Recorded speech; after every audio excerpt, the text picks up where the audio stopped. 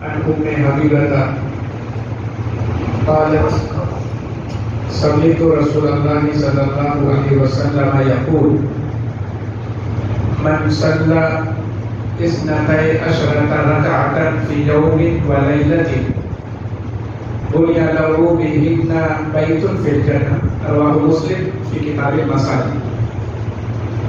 ام حبیبہ رضی اللہ تعالی عنہا، ان کا اصل نام رملہ بنت ابی سفیان اور یہ اللہ کے نبی صلی اللہ علیہ وسلم کی ازواج مطہرات میں سے ایک ہے، یعنی آپ صلی اللہ علیہ وسلم کی بیوی ہیں. فرماتی ہیں میں نے اللہ کے نبی صلی اللہ علیہ وسلم کو بیان کرتے ہوئے سنا ہے، آپ فرمایا کرتے تھے کہ جو بھی رات اور دن میں ملا کر کے 12 رکعت سنتیں پڑھتا ہے، ادا کرتا ہے، بنی لہ بہن بیت فی الجنہ، اس 12 رکعت پڑھنے کی وجہ سے اللہ تبارک و تعالیٰ اس کے لیے جنت میں ایک گھر بنائے. امام مسلم رحمہ اللہ نے اس کو اپنی صحیح کے اندر نقل فرمایا. معلوم ہوا کہ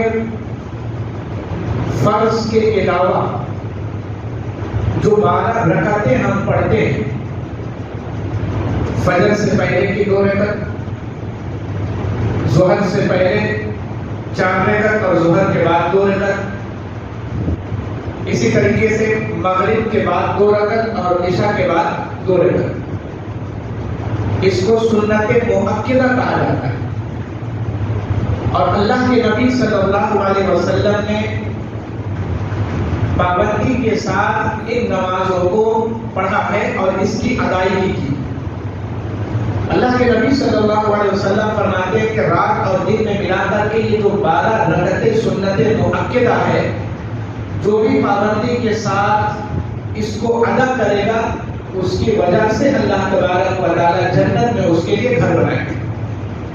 فرض نمازیں جو اللہ رب العالمین نے واجب کیا ہے، جو مینڈیٹری ہے، جو کمپلسری ہے، اس کو کسی بھی صورت میں پڑھنا ہے. بیماری کی حالت میں بھی اس کو ادا کرنا ہے، اور اگر ہم کھڑے نہیں ہو سکتے بیٹھ کر کے پڑھنا ہے، بیٹھ نہیں سکتے لیٹ کر کے پڑھنا ہے، لیٹ کر کے اگر نہ ہو تو اشارے سے پڑھنا ہے. جنگ کی حالت میں ہو اس میں پڑھنا ہے، سفر کی حالت میں ہو وہاں بھی پڑھنا ہے، امن کی حالت میں پڑھنا ہے. ہر صورت میں اللہ رب العالمین نے فرض نماز کو رکھا ہے. اس کی بات الگ ہے. اس کے ساتھ جو غیر مؤکدہ جو اللہ کے نبی صلی اللہ علیہ وسلم پابندی کے ساتھ پڑھا کرتے تھے، اگر وہ نماز انسان ایمان والا پابندی کے ساتھ اپنی زندگی میں شامل کر لیتا ہے تو اس کی وجہ سے اللہ جنت میں گھر بنائے گا، صرف اس کی پابندی کی وجہ سے. اور اگر فرض نماز جو پابندی کے ساتھ پڑھے گا تو اللہ تبارک و تعالیٰ نے جو اجر و ثواب رکھا ہے فرائض کے اندر، اور قیامت کے روز اللہ رب العالمین سب سے پہلے فرض نمازوں کے بارے میں سوال کرے. فرض میں کوئی ایسا انسان ہم میں سے نہیں ہے جس سے فرائض کے اندر کوتاہیاں نہ ہوئی. کوئی یہ دعویٰ نہیں کر سکتا کہ ہم نے پوری زندگی فرض کو بنا ناغہ کے پڑھا ہے. انسانی فطرت کے لحاظ سے کہیں نہ کہیں ہم سے بھول چوک اور غلطی ہو جاتی ہے. تو یہ بھول چوک، یہ سستی اور یہ کاہلی جب اللہ کے یہاں ہم حاضر ہوں گے اور فرائض کا ہمارا کھاتا کھلے گا تو کمی اس میں ہوگی. اللہ رب العالمین نوافل کے ذریعہ سے اور ایسی نمازوں کے ذریعہ سے اس کو فلفل کرے گا، اس کو بھرے گا. تو اس کی کتنی اہمیت ہے ہم اس سے اندازہ لگا سکتے ہیں. دوسری جگہ اللہ کے نبی صلی اللہ علیہ وسلم نے فجر کی 2 سنتوں کے بارے میں فرمایا، رکعتي الفجر خیر من الدنیا وما فیہا. اب یہ جو 12 رکعتیں ہیں اس میں سے صرف 2 رکعت کے بارے میں اللہ کے نبی صلی اللہ علیہ وسلم کیا فرماتے ہیں؟ فجر کی 2 رکعت جو سنت ہم ادا کرتے ہیں اور پڑھتے ہیں، نبی کریم صلی اللہ علیہ وسلم فرماتے ہیں خیر من الدنیا وما فیہا، وہ اس دنیا اور اس دنیا کی ساری نعمتوں سے بہتر. خیر من الدنیا وما فیہا، اندازہ نہیں لگا سکتے، سوچ بھی نہیں سکتے اتنا اجر و ثواب اللہ رب العالمین نے ہمارے لیے ان غیر مؤکدہ نمازوں کے اندر رکھا۔ ابھی فرائض کا کھاتا نہیں کھولا، ابھی اس کا حساب و کتاب اللہ رب العالمین بعد میں بتائے گا۔ اللہ تبارک و تعالیٰ اس کی نیکیاں کتنی اللہ رب العالمین بڑھا کر کے دے گا۔ وہ تو اللہ تعالیٰ کے اوپر 700 اور 700 سے بھی زیادہ اللہ بڑھا کر کے دے گا۔ یہ صرف نوافل کے خزانے اللہ کے نبی صلی اللہ علیہ وسلم کھول رہے ہیں اور بتا رہے ہیں کہ فجر کی سنت پابندی کے ساتھ جو ادا کرے گا دنیا کی تمام چیزوں سے زیادہ اللہ رب العالمین اس کو بہترین بتا دے، صرف وہ فجر کی 2 نماز۔ لیکن ہم صرف رمضان تک فجر کی نمازوں میں حاضری دیتے ہیں اور جیسے ہی شوال کا چاند نظر آیا تو اسی رات سے ہماری آزادی کا پروانہ مل جاتا ہے۔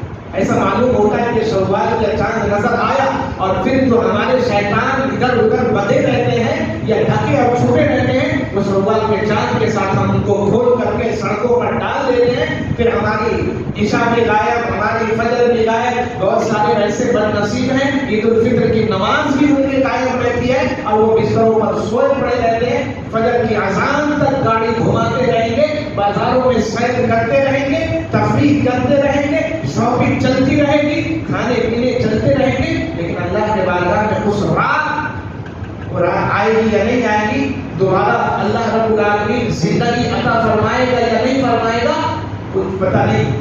لیکن پھر بھی ہم اس رات کو کھیل تماشے میں گوا دیتے ہیں جس رات کو صحابہ اکرام، تابعین، تبع تابعین اور سلف صالحین رو کر کے اللہ کے سامنے گریہ وزاری کر کے اور آنسو بہا کر کے نکالا کرتے تھے کہ شاید اللہ نے اب آئندہ سال رمضان ہماری قسمت میں لکھا ہو یا نہ لکھا ہو، اللہ اس رمضان کی عبادتوں کو تو قبول فرمائے۔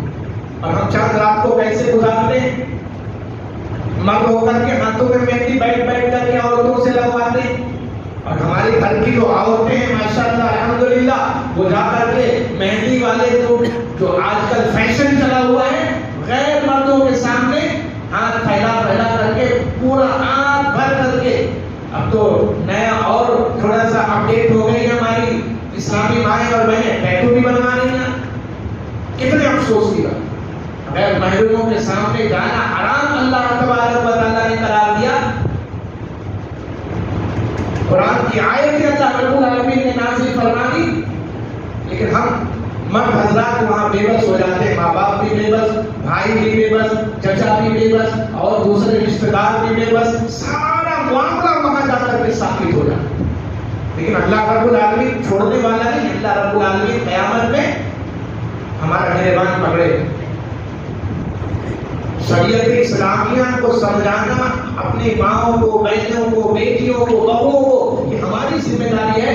ہم ان کو اسلامی شعار سکھلائیں، اسلام کی تعلیمات بتلائیں کہ اپنی زینت کو صرف اپنے شوہر کے پاس ظاہر کرنا ہے، اس کے علاوہ کسی اور کے پاس اس زینت کو ظاہر کرنے کا حق اللہ نے نہیں دیا۔ یہ شعور ان کے کانشیس میں ہم کو ڈال کر یہ باتیں دین کی، شریعت کی ہمیں ان کو سکھانا ہے، لیکن اس وقت ہماری باتیں ان پر اثر کرے گی جب ہم خود دین اور شریعت کے پابند ہوں گے، جب ہم خود اللہ کے سامنے جھکنے والے ہوں گے، جب ہم خود شریعت محمدیہ پر چلنے والے ہوں گے، پھر ہم اپنے گھر کی عورتوں کو یہ دین کی تعلیمات سکھا پائیں گے، انہیں دین کے معاملے میں ایجوکیٹ کر پائیں گے اور ان کو شعور دلا پائیں گے، اور پھر وہ دین حنیف پر عمل کرنے والی، اللہ کے فرمان پر عمل کرنے والی اور اپنے پورے صحابہ کو دنیا سے چھپا کر کے رکھنے والی بنے گی، اور ہر کام کو تعلیم انجام دے۔ باہر کے کچھ کام ضروری ہیں وہ کریں، ایجوکیشن سے ریلیٹڈ کچھ کام ہے وہ کرنے کا، لیکن پردے کے اندر، شعار کے اندر شریعت میں منع نہیں تعلیم حاصل کرنا، کر سکتے ہیں، لیکن شریعت کے دائرے اور ریسٹرکشنز میں رہ کر کے وہ دائرہ جو شریعت نے، اللہ نے اور رسول نے بنایا ہے اس کو پلان کر کے ہم آگے بڑھنے کی کوشش نہ کریں۔ دین اور شریعت سے نکل کر کے کامیابی ہمیں حاصل ہونے والی نہیں۔ کامیابی ہمیں اسی وقت ملے گی جب ہم اللہ اور جناب محمد رسول اللہ صلی اللہ علیہ وسلم کے بتائے اور دکھائے ہوئے راستے پر چلنے والے ہوں گے. تب اللہ رب العالمین ہمارے اعمال کو قبول کرے. اللہ ہمیں نیک اعمال کرنے کی توفیق عنایت فرمائے. نبی صلی اللہ علیہ وسلم کے سنتوں کے مطابق عمل کرنے والا بنا دے. گھر کی عورتوں کو دین دادی سکھانے والا بنا دے. آمین و آخر دعوانا